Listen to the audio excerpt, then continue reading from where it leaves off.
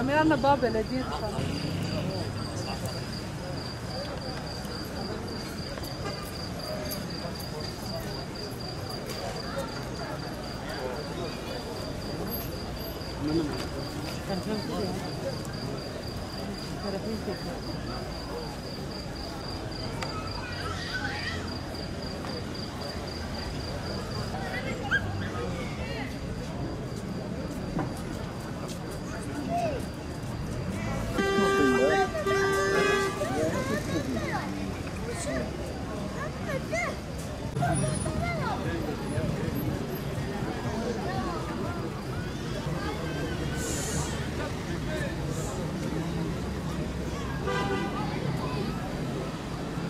...2002 yılında basına yansıdığı kadarıyla 33 vatandaşımız köpek saldırılarında hayatını kaybetmiştir.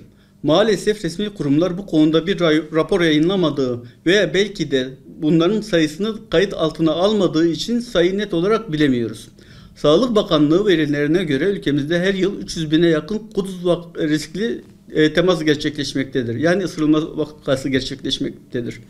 Bunların büyük bir kısmı başıboş köpeklerce gerçekleştirilmektedir. Bazılarının iddia ettiği gibi çoğu köpek saldırısı açlıktan veya kısırlaştırmakla ilgili değildir. Hatta tam aksine dair akademik çalışmalar uzmanlarca yayınlanmıştır.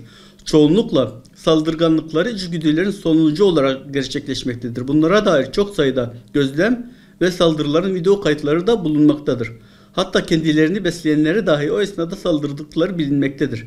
Maalesef hayvanseverlik maskesiyle insanların duyguları ve cepleri sömürülmektedir. Çoğaldıkça çeteleşip sürü halinde insanlara saldırdıkları olaylar günden güne daha çok artmaktadır. Saldırılar çoğu zaman çocuk, kadın, yaşlı ve engelliler gibi savunmasız insanlara yönelmektedir.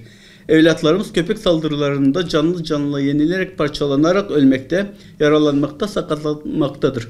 Köpek saldırılarından kaçıp araç altında kalan çocuklar dahi maalesef köpek sever lobiler tarafından suçlanmaktadır. Mezarlıklar, parklar, sokaklar, cami, hastane bahçeleri, gezinti ve benzeri alanlar başıboş köpeklerin işgali altındadır. Bu durum çocukları parklara, bahçelere oynamaktan, yetişkinleri sporlarına ihtiyaçlarını karşılamaktan alıkoymakta, hayatlarını kısıtlamasına ve iş gücü kaybına neden olmaktadır. Özel eğitimli görev köpekleri dışında kalan başıboş köpeklerin insanlığa ve ekosisteme olumlu hiçbir katkıları olmadığı gibi yapılan beslemelerle popülasyonları diğer hayvanlara oranla hızla artmaktadır. Köpekleri beslemek için çoğu zaman kümes hayvanları feda edilmektedir. Çok sayıda köpeğin kötü şartlarda sokaklarda yaşamak zorunda bırakılması, bunlar için başka hayvanların feda edilmesinin adı hayvanseverlik olamaz. Ayıların sokaklarda başıboş dolaşması ne kadar yanlış ise köpeklerin de dolaşması o derece yanlıştır. Halk sağlığı için kamu kurumları gerekli tedbirleri almak zorundadır.